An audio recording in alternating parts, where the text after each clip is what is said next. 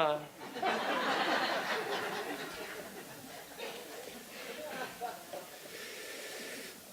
First of all, I want to do something we don't do enough around here, and that's thank the practitioners that are holding High Watch. We've got Chuck Hunter and Lissa Rowe that are holding the energy in the room here so that we can be absolutely present for our talk. Most of our practitioners take turns doing that. And I don't know if you notice it, but it means a great deal to me, especially when I'm standing up here, to know that they've kind of got my back and everything's working and the energy in the room. Now, there are occasions where the two practitioners on the opposite end of the room start bouncing energy back and forth. That can be distracting. But these guys are, and most always, are doing a great job of just giving us the space to do what we've come here to do. So I just wanted to acknowledge them. Could we gently acknowledge them? Thank you. While I grab my glasses, because I'm going to read you a letter. Do you remember last Christmas we did a project with the folks, or the minister, her name is Olga Silva, in Vieques, Puerto Rico, after the destruction of Hurricane Maria. I got an email from her this week, and I want to share it with you.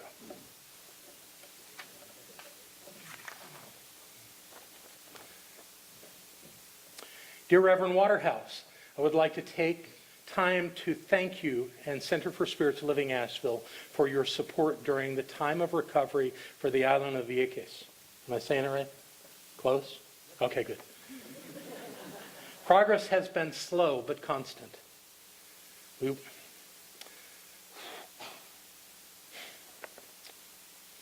will not have electricity for at least 2 more years. We're using a giant generator for electricity until the main lines under the ocean are repaired. Our phone and internet reception is spotty, but we have learned where to stand and where to go to speak and to connect. We've all done that with our cell phone. We are standing strong thanks to your prayers and so many that have held us in their hearts. I want to share a picture with you of young people that have benefited from your center's support. They belong to a boxing club. This has shown to be an effective way to channel the energy of our young people, but many cannot participate due to a lack of funds. Being in the club involves taking a ferry to the Big Island, and the parents often are not able to afford that expense. Vieques has a 36% poverty rate. Our primary industry is tourism. However, this year we have no tourist season due to the aftermath of Hurricane Maria. Most of their boxing equipment was destroyed in the hurricane. What they had was already very old and needed to be replaced. I gave the club some of the money that you sent to replace their gloves and face protection masks. As you can see, they all have trophies, as every one of them won their last match.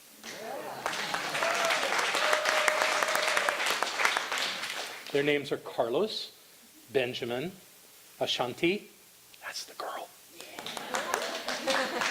Ismail, Jedem, David, Miguel, and Dante. The youth of Vieques do not have many choices, and too many end up either taking or selling drugs, or most likely both. I have enclosed a copy of an article entitled Vieques, Puerto Rico, Murder Rate Highest in the World, that explains how the challenges we are facing as an island community are negatively affecting so many people, especially our young men between the ages of 20 and 35. The girl's way out is often to get pregnant as early as 12 years old. So many feel a lack of hope for a meaningful future. We have no trade schools or colleges for further education on our island.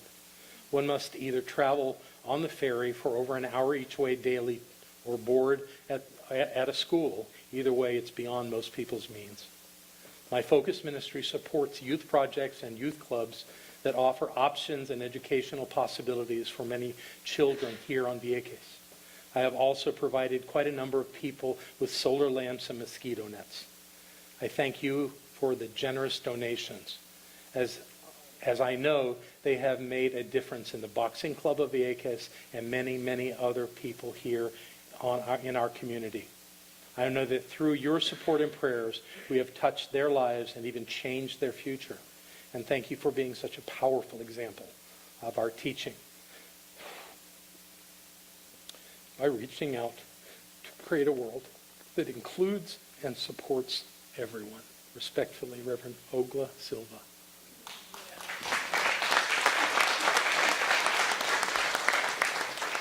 We're doing really important stuff in the world.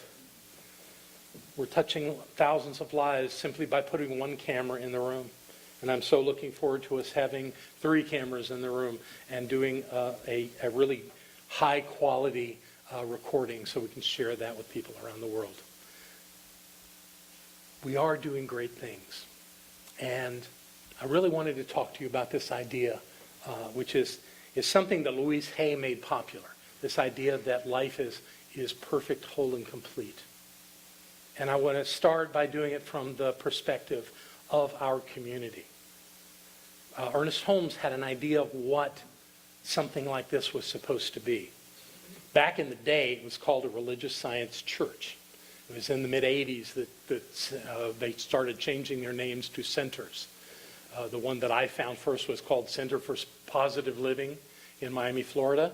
That's what the sign said, but if you looked at the building, it said Miami Church of Religious Science. It was a little confusing, but we got through it. Now most of us are centers. There's only 2 or 3 religious science churches left, but that's the way Holmes spoke of our movement, was in terms of religious science churches. And he had an idea on what we should be doing here. And I wanted to share that with you this morning. A religious science church is a place where only 2 things happen. People are taught about a divine presence and a universal law that reacts to it. And people are taught how to use it. That's all. We have nothing else to sell. Pretty straightforward, huh? Now, I recognize that there's more to it than that. I recognize that we do a lot of things that are in alignment with the science of mind, and I recognize that Barbara or me or someone else that may stand here on a Sunday morning is taking that very simple idea and trying to say it differently than we said it the week before, which I think takes a lot of skill. But the idea is that we want to stay on course and that we want to talk about that divine presence. What is that divine presence? Well, you want to tell me it's God, and I want to tell you it's you. You're the divine presence he's talking about. And there's a law. There's a spiritual law that you use all the time. Now, let me tell you one thing about that. That does not make you special. Because every single person on planet Earth is that divine presence. And they're using that law. The thing that's different about here and there is that second part about being taught how to use it. Everybody's using it. But what's happening with most people is they have a fear, they have a concern, they're upset, they don't know what to do, they're angry, they're judging, they're doing something. And they're using the law. They're using it up and down, right and left, all the way around. And what's happening out of that is their thoughts are becoming their life. And then they go, see, I told you it was that way. And it is because that's what they thought, because that's how the law works. It's how it's always worked. It's how it always will work. So our job is to learn how to use it and use it well. And when we do, our lives work. These 2 things that we're doing are very fundamental.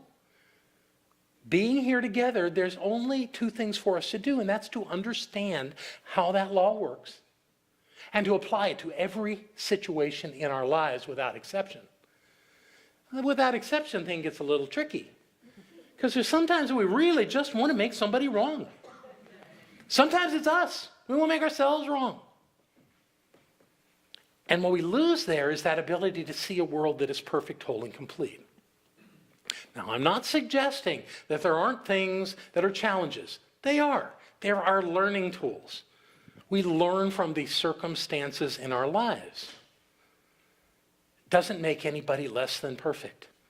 It doesn't mean that someone that doesn't do something the way we really think they should is not whole or complete in their lives. That whole idea of being whole and complete, you got to be really careful with the English language. I have a colleague who lives in another city who was driving one day and got a text message from a member of his community. And they had some grave concerns about something in their lives, that was going on in their life. And so he's driving. And he decided, not to pull over, but to give an immediate response. And he had on his phone a voice recognition app that he used with his text messaging. So while he's driving, in his phone, he says, "I shall know you as whole and complete." And before he clicked send, he looked down at what he had said, and it wasn't the same. It said, "I shall know you as whole as complete."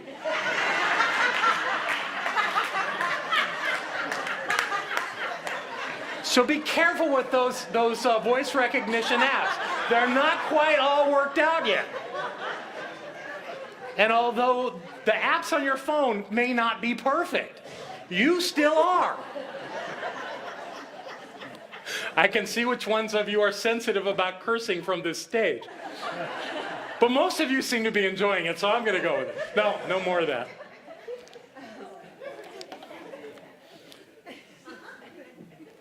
This teaching really is simple. It's that simple. There's a divine presence. It dwells at the point of view. It's your job to remember that. That divine presence dwells at every other person's point too.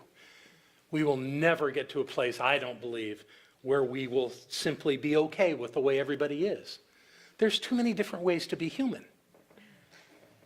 And we don't have to align with all of them. We don't have to find pleasure in people's way of being in the world. We create that circle of people around us where we have connection and influence, and we work from there. And from that place, we can have a glorious experience of life. If you're in a circle of friends that accept this idea as being a good reason to be in a place like this, then you're going to continue to evolve in that. You're going to learn this at deeper and deeper levels, and out of that have a higher consciousness. That's how it works. But it takes attention. It takes focus. It takes agreement to be willing to do this work. And when we come together, we are able to do it. And there's nothing else important at that level here. Yes, I am dazzled by some of the friendships that are created here. When I hear, when this whole thing about Janine came up, so many people have contacted me that I didn't even know knew Janine, yet are close friends and love her and really have those heartfelt feelings about her leaving. And that's a bittersweet thing, of course. But I've seen it again and again. It's wonderful the way people are connected in this community. If you haven't taken advantage of that in your life and created some close friendships here, you got some work to do. And it will only benefit your life to surround yourself with people like us. So keep doing that. Keep working on that. And that will serve you. We are perfect. We are whole. And we are complete. And there are other words that Holmes said that I think equally bring value to this idea. He has another quote. Yes, I put a spacer in there thinking I would talk for a long time. We're going to go to this one. If you haven't read the textbook, okay, I know you're reading that, not listening to me. So back here. If you haven't read the textbook, I want to let you know that there's a great opportunity in your future.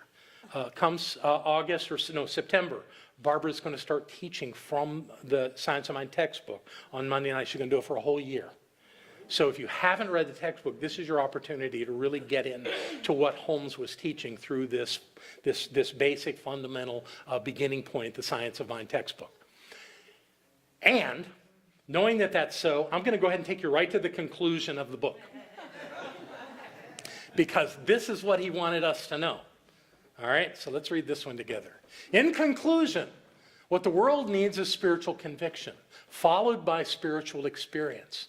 I would rather see students of this science prove its principle than to have them repeat all the words of wisdom that have ever been uttered. It is far easier to teach the truth than it is to practice it. And that's the challenge from where I stand, is I have to learn this right along with you. Every day I have to remember this is mine to do. What's he talking about here? Spiritual conviction. What does he mean by spiritual conviction? You have to believe this teaching. You have to believe that you are the presence and the power of the one, that is who you are, and nothing less ever on any day, bad day, good day, or indifferent. You're God. You're the presence of the divine. That's the way it's structured. Now, I know if you go down the street to the other faith community, they're not going to tell you that. They're going to tell you that that's somewhere else, and that you're here as a flawed experience of life, and that you must repent and do other things and be sprinkled with water, whatever they're doing today. We say that's not necessary. You can come here and have a miserable life. You can have an awful life. You're still the presence of the divine. It doesn't change it. Your choice how you want to play it out. And there's no right or wrong way to do it. But there's ways that seem to be more interesting, like this one, to actually accept this divine nature. But it's a lot to accept. And I've had people in classes just totally reject this and walk out. Oh, no. No, you're not doing that to me. You have to, because the thing is that if you accept that that's true, it may be something that sounds glorious, but what it is a lot of responsibility. You can't ever blame anybody else for anything in your life. It's you. The experiences you're having are absolutely out of your consciousness. Wow. Nobody to blame. Doesn't sound like much fun. But wow, when you get the essence of that into you, life is so cool. Because if you don't like the way it is, you have the ability to change it. Even if it looks like it's happening over there, it's still you. If you're getting hooked, if you're in it, then it's you. The part that you're experiencing is you. And you can change it. Like that. But you have to have a conviction that it can be changed. You have to understand that you have the ability to change it simply by knowing who you are. I've seen people do it. I've seen people do it in some amazing ways. One of my favorite stories, and I'm going to need help from you to remind me who this woman is, the black poet from North Carolina, Maya Angelou. You've heard the story about her and her son, who was in the hospital. Doctors are saying he doesn't have a chance. And she looked at them and said, "You can't even go where I am." And he recovered. And when she said, "You can't even go where I am," she was practicing what we teach. Because they were stuck in the idea of, we've seen this happen before, and this is what happens afterwards. As though that has anything to do with what's happening now. If we limit ourselves to what happened before, we'll never get anything new. That's one of the great things in life when we're up against it and we don't know the answer. I mean, in our conscious mind, we don't know the answer. We are still whole and complete, which means we have the answer. And we have to let go of that idea that we don't and accept the answer. And it doesn't matter whether it's a whispering voice in the back of our mind or it's someone screaming at us in our face. Either way works, as long as you get it. And you're able to move forward in knowing the truth of who you are. And that's what we have to do. I want to tell you this whole idea of people come in the exit sounds like a simple little thing, but it has been a burden for me. I've let it be a burden for me, knowing that if I let it continue and somebody got hurt, that I'm responsible because I didn't do anything. Because I knew it was an issue, but I didn't do anything. So I've been a little proactive this week. We have a wonderful class of 12 Practitioner 1 students. They're beautiful people. I love them. And I told them that that's some of, I don't know which ones, but some of them have been coming in the exit to come to class. And I said, you can't do that anymore. And then I said something that really got some people. I said, I won't agree to licensing someone and entrusting the lives of people in the center to them if they can't follow a couple of street signs. There was some unhappy people about that. And I'll admit that was a problem, maybe a harsh way, but I absolutely felt it. And it's not worth any of us getting hurt over this.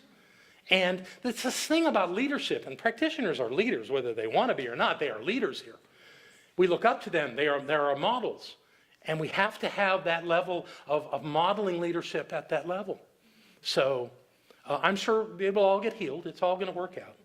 And then the next day, I'm driving out the driveway, and sure enough, someone I adore in this community is coming in the exit.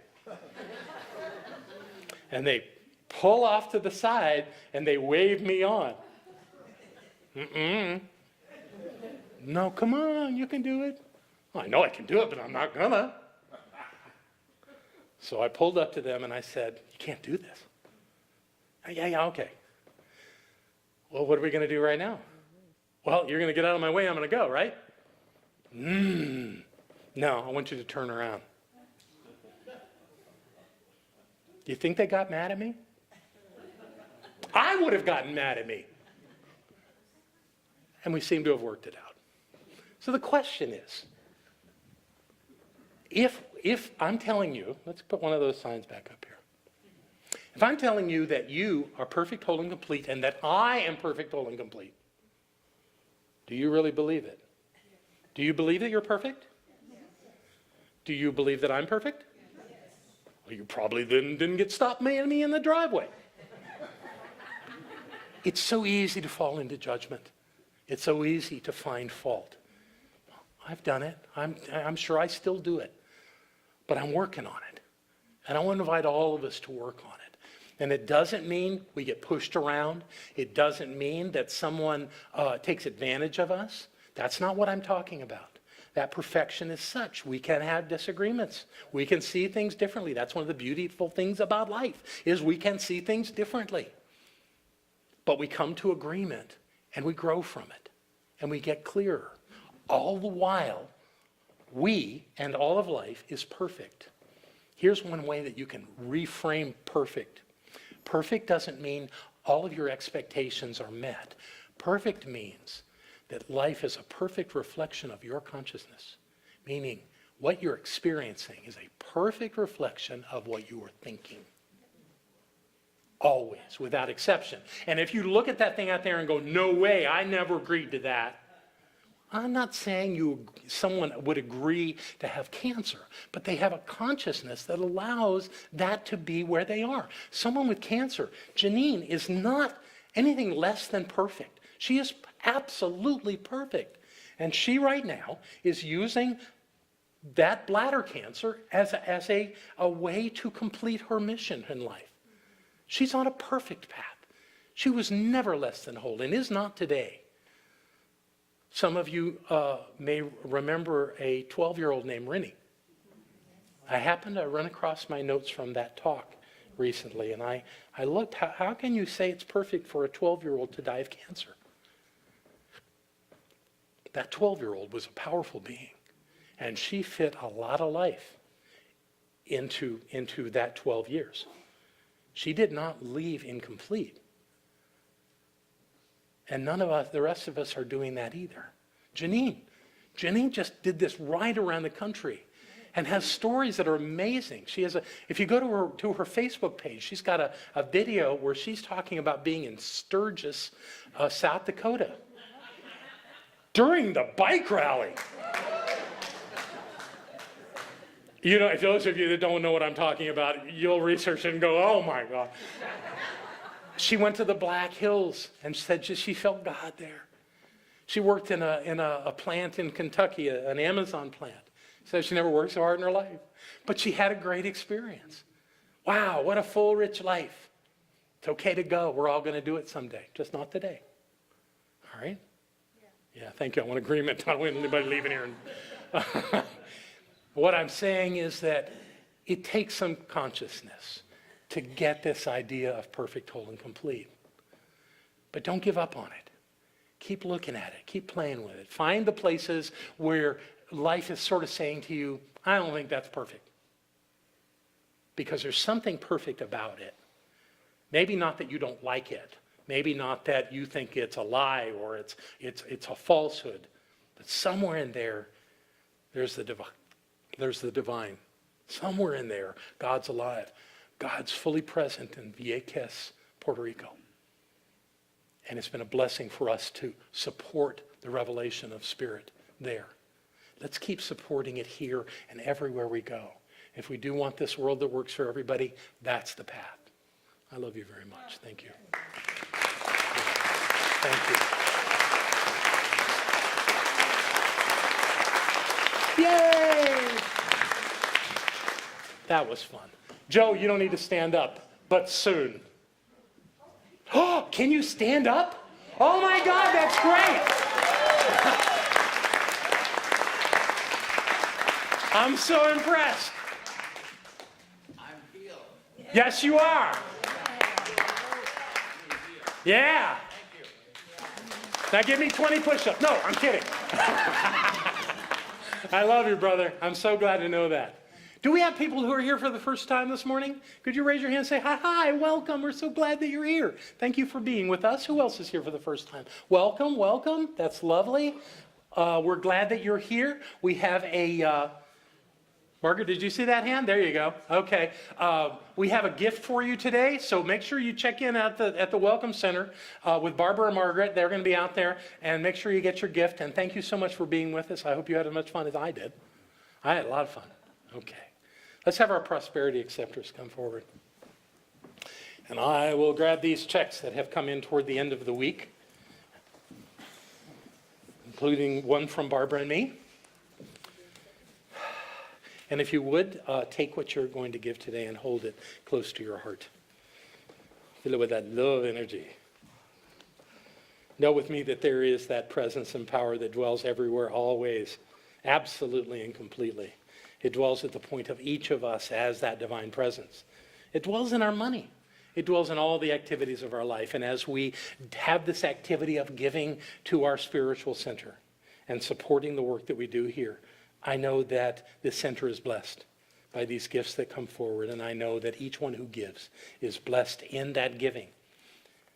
For all flow that is done consciously results in growth. And so we let that be the truth for us today. And we say these words together aloud. I freely and joyously give from the abundance and fullness of my overflowing wealth, knowing my gift goes with love as it touches and blesses the world. And so it is.